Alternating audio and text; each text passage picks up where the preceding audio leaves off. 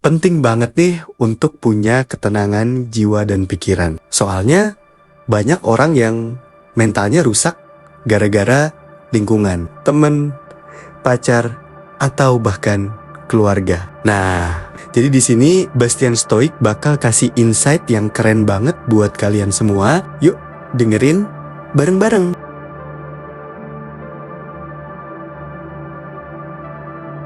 Pertama, tetaplah tenang dan terkendali. Saat hubungan saya mulai renggang, ada dorongan besar untuk meledak setiap kali saya merasa tidak dihargai. Saya ingin berteriak, meluapkan semua yang ada di hati, tapi kemudian saya teringat ajaran Stoik yang sangat sederhana namun mendalam. Kendalikan apa yang bisa kamu kendalikan. Emosi saya milik saya, bukan milik mereka. Mengapa saya harus membiarkan tindakan mereka mengendalikan perasaan saya? Jadi, saya memilih untuk tenang. Saya berhenti memberi mereka reaksi yang mereka harapkan. Setiap kali saya merasa diabaikan, saya menarik napas dalam-dalam dan bertanya pada diri sendiri, apakah reaksi ini akan mengubah apapun? Jawabannya hampir selalu tidak, maka saya belajar untuk menjaga ketenangan saya. Hal ini bukan berarti saya menekan perasaan saya, melainkan saya menyadari bahwa reaksi emosional hanya memberi mereka kekuasaan lebih besar atas diri saya. Pada akhirnya, ketenangan ini menjadi kekuatan saya. Semakin saya menunjukkan bahwa saya tidak akan terguncang oleh sikap mereka, semakin mereka mulai merasakan kehilangannya. Mereka tidak lagi bisa memprovokasi saya, tidak bisa mengendalikan suasana hati saya. Dan di saat itulah mereka mulai sadar bahwa seseorang yang mampu tetap tenang dan terkendali di tengah badai adalah seseorang yang tak ternilai. Disinilah penyesalan mulai tumbuh saat mereka menyadari bahwa orang yang mereka anggap sepele sebenarnya jauh lebih kuat dari yang mereka bayangkan. Kedua, jangan mengejar pengakuan. Dulu saya selalu berharap pasangan saya mengakui segala usaha yang saya lakukan dalam hubungan. Saya memberi waktu, perhatian, dan cinta, tetapi jarang sekali mendengar pujian atau ungkapan terima kasih. Saya pikir mungkin saya kurang memberi atau tidak cukup baik, jadi saya terus berusaha lebih keras untuk mendapatkan pengakuannya. Hingga akhirnya, saya merasa lelah dan kosong. Pada titik itu, saya menemukan filosofi Stoik yang mengajarkan bahwa mengejar pengakuan dari orang lain adalah jalan menuju kekecewaan. Stoik menekankan bahwa kita tidak harus mencari validasi eksternal, karena kebahagiaan sejati berasal dari dalam diri kita. Saya mulai menyadari bahwa usaha saya tidak harus diukur dari seberapa sering pasangan saya mengakuinya, tetapi dari niat tulus yang saya miliki ketika melakukannya. Saya berhenti mengejar pengakuan. Alih-alih berharap dipuji, saya belajar untuk menghargai diri sendiri terlebih dahulu.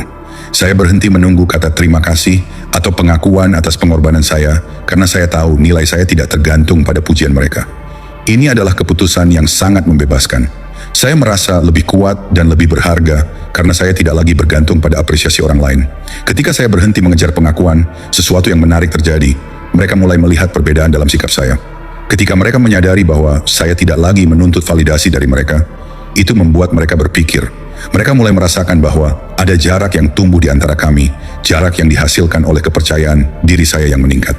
Pada titik inilah mereka mulai merasakan penyesalan karena mereka kehilangan seseorang yang tidak membutuhkan mereka untuk merasa berharga. Itu adalah kekuatan yang membuat mereka sadar bahwa dengan tidak menghargai saya, mereka telah kehilangan lebih dari yang mereka sadari. Ketiga, fokus pada pengembangan diri.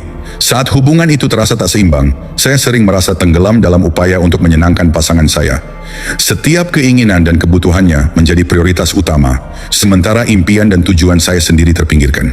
Saya mulai kehilangan identitas saya, tidak lagi tahu siapa saya tanpa hubungan tersebut. Kemudian, filosofi Stoik memberi saya pencerahan. Satu-satunya hal yang benar-benar bisa kita kendalikan adalah diri kita sendiri. Saya menyadari bahwa jika saya terus mengabaikan perkembangan pribadi saya hanya akan semakin kehilangan jati diri. Saya berhenti memusatkan perhatian pada hubungan yang tidak menghargai saya, dan mulai berfokus pada apa yang bisa saya perbaiki dalam hidup saya. Saya mulai belajar hal-hal baru, mengasah keterampilan, dan mengejar minat yang dulu saya tinggalkan. Saya menginvestasikan waktu saya dalam mengembangkan diri, baik fisik, mental, maupun emosional. Saya mulai berolahraga, membaca buku, menghadiri seminar, dan mengejar karier yang lebih baik. Proses ini tidak hanya membantu saya menemukan kembali diri saya, tetapi juga memberikan energi baru dalam hidup saya. Ketika mereka melihat perubahan ini, mereka mulai menyadari bahwa saya tidak lagi orang yang terobsesi dengan mendapatkan cinta dan perhatian mereka. Saya menjadi individu yang lebih kuat, lebih percaya diri, dan lebih berfokus pada tujuan hidup saya. Pada akhirnya, penyesalan pun mulai muncul di dalam hati mereka. Mereka kehilangan seseorang yang sedang berkembang dan tumbuh menjadi versi terbaik dirinya. seseorang yang mereka remehkan sekarang menjadi seseorang yang jauh di luar jangkauan mereka. Dan pada saat itulah mereka menyesal karena mereka menyadari bahwa mereka telah kehilangan kesempatan untuk tumbuh bersama dengan orang yang luar biasa. Keempat, tingkatkan batasan pribadi. Selama berada dalam hubungan yang tidak seimbang, saya dulu mengorbankan banyak hal untuk menjaga hubungan tetap berjalan. Saya sering mengesampingkan kebutuhan dan keinginan pribadi demi pasangan saya. Ini membuat saya merasa lelah dan akhirnya hilang dalam hubungan itu.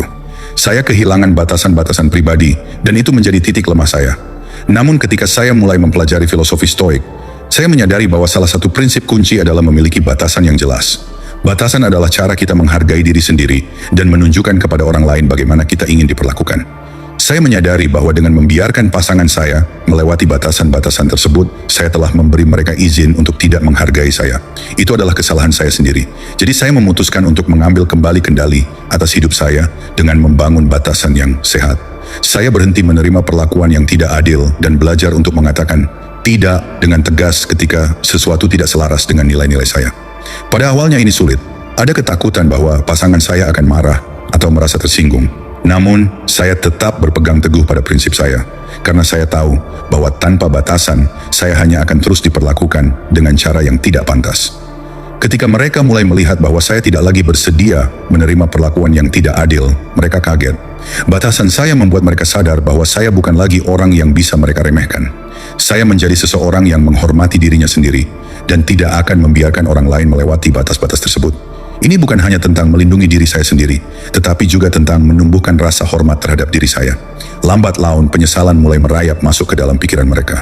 Mereka menyadari bahwa mereka telah kehilangan seseorang yang berani membela dirinya sendiri dan menegakkan harga dirinya. Seseorang yang mereka anggap bisa diperlakukan sesuka hati, kini telah berubah menjadi pribadi yang kuat dan mandiri, yang tidak akan pernah lagi membiarkan dirinya diperlakukan dengan tidak adil. Kelima, jangan memberi mereka akses emosional. Dalam hubungan, saya dulu sering membuka semua emosi saya kepada pasangan, baik yang baik maupun yang buruk.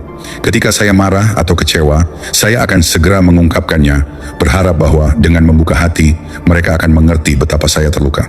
Namun alih-alih memperbaiki keadaan, saya justru merasa semakin tidak dihargai. Kemudian saya mempelajari ajaran Stoik tentang pentingnya menjaga jarak emosional. Stoikisme mengajarkan bahwa tidak semua emosi harus dibagikan, terutama kepada mereka yang tidak menghargai kita. Mengungkapkan semua perasaan kita hanya memberi mereka kekuatan untuk memanipulasi atau mengabaikan emosi kita. Saya menyadari bahwa dengan terus membuka diri secara emosional, saya memberi mereka akses yang seharusnya tidak mereka miliki. Saya mulai membatasi akses mereka ke emosi saya. Ketika saya marah atau sedih, saya berhenti membagikannya secara langsung. Saya belajar untuk mengelola emosi saya sendiri dan hanya membagikan perasaan kepada orang-orang yang benar-benar peduli. Ini bukan berarti saya menekan perasaan saya, tetapi saya lebih selektif tentang kepada siapa saya memberikan akses emosional. Tindakan ini membuat mereka sadar bahwa saya tidak lagi menjadi sumber emosi yang bisa mereka gunakan atau abaikan sesuka hati. Saya menjadi lebih tenang, lebih kuat, dan lebih mampu mengontrol reaksi saya. Pada akhirnya, mereka menyadari bahwa mereka kehilangan akses ke sisi emosional saya yang dulu begitu terbuka. Mereka mulai merasakan jarak yang tak terucapkan, dan di sanalah penyesalan mulai tumbuh. Mereka menyesal telah kehilangan seseorang yang dulu begitu peduli dan terbuka, tetapi sekarang menjadi seseorang yang memilih untuk menjaga perasaannya hanya untuk orang-orang yang menghargainya. Keenam, tingkatkan kemandirian finansial dan emosional. Selama saya berada dalam hubungan yang tidak sehat, saya menyadari betapa tergantungnya saya pada pasangan, baik secara emosional maupun dalam beberapa aspek finansial. Saya sering merasa bahwa kebahagiaan saya terikat pada penerimaan dan dukungan mereka. Ketergantungan ini membuat saya terjebak dalam pola siklus kekecewaan, di mana saya terus berharap mereka akan berubah dan mulai menghargai saya lebih baik. Namun filosofi Stoik mengajarkan pentingnya kemandirian, tidak hanya secara emosional, tetapi juga finansial. Dengan kemandirian, kita tidak lagi memberi kekuasaan pada orang lain atas hidup kita. Saya mulai menyadari bahwa ketergantungan inilah yang membuat saya rentan. Jadi saya memutuskan untuk memulihkan kekuatan saya. Saya mulai dengan meningkatkan kemandirian finansial saya.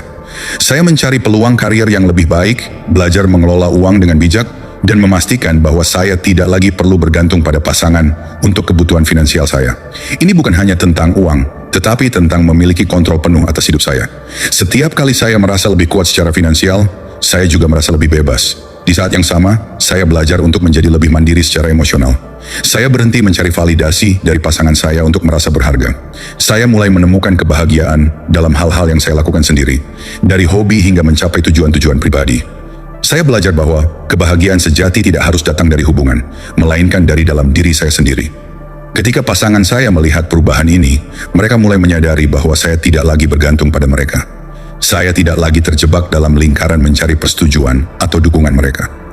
Penyesalan mulai muncul ketika mereka sadar bahwa saya telah berubah menjadi pribadi yang mandiri, seseorang yang tidak lagi memerlukan kehadiran mereka untuk merasa utuh. Mereka melihat saya berkembang tanpa mereka, dan itulah yang membuat mereka merasakan kehilangan yang mendalam. Ketujuh, ciptakan kehidupan yang memuaskan di luar hubungan. Dulu saya berpikir bahwa hubungan saya adalah pusat dari kebahagiaan saya. Saya memberi terlalu banyak waktu dan perhatian untuk hubungan tersebut, sehingga lupa membangun kehidupan yang memuaskan di luar itu. Saya mengabaikan teman, hobi, dan bahkan mimpi-mimpi pribadi saya karena fokus saya sepenuhnya tertuju pada pasangan. Saya tidak sadar bahwa hal ini justru membuat saya semakin terjebak dalam dinamika hubungan yang tidak sehat. Namun stoikisme mengajarkan pentingnya keseimbangan hidup. Saya belajar bahwa kehidupan yang memuaskan tidak hanya bergantung pada satu aspek, seperti hubungan romantis, tetapi juga harus mencakup berbagai elemen lain, pertemanan, pengembangan diri, hobi, dan hal-hal yang memberi makna bagi kehidupan kita secara keseluruhan. Saat itulah saya memutuskan untuk mulai membangun kembali kehidupan saya di luar hubungan. Saya mulai merajut kembali hubungan dengan teman-teman yang dulu terlupakan, mengejar minat-minat yang dulu saya tinggalkan, dan memprioritaskan hal-hal yang memberi kebahagiaan sejati kepada diri saya sendiri. Saya mulai menghadiri acara sosial, menjelajahi tempat baru, dan menemukan kembali kesenangan dalam hal-hal kecil. Setiap langkah kecil ini membantu saya membangun kehidupan yang kaya dan penuh makna, tanpa ketergantungan pada pasangan. Ketika mereka melihat saya menjalani kehidupan yang begitu memuaskan tanpa mereka, penyesalan pun mulai datang. Mereka menyadari bahwa saya tidak lagi menjadikan hubungan ini sebagai pusat dari segala sesuatu dalam hidup saya. Kehidupan saya terus berjalan dengan penuh kebahagiaan, sementara mereka yang dulu merasa begitu penting, kini menjadi bagian kecil dari seluruh kehidupan saya yang luas. Penyesalan itu muncul ketika mereka sadar bahwa mereka telah kehilangan tempat dalam hidup saya yang sekarang lebih cerah dan penuh kebebasan. Kedelapan, biarkan tindakanmu berbicara lebih keras daripada kata-kata. Di masa lalu, saya sering mencoba menjelaskan perasaan saya kepada pasangan, berharap kata-kata saya akan membuat mereka memahami betapa berharganya saya dan betapa sakitnya diabaikan. Saya berbicara dari hati, berharap bahwa dengan mendengarkan, mereka akan mulai menghargai apa yang telah saya lakukan untuk mereka. Tetapi seringkali, kata-kata saya hanya masuk ke telinga kiri dan keluar dari telinga kanan, tanpa benar-benar mengubah apapun.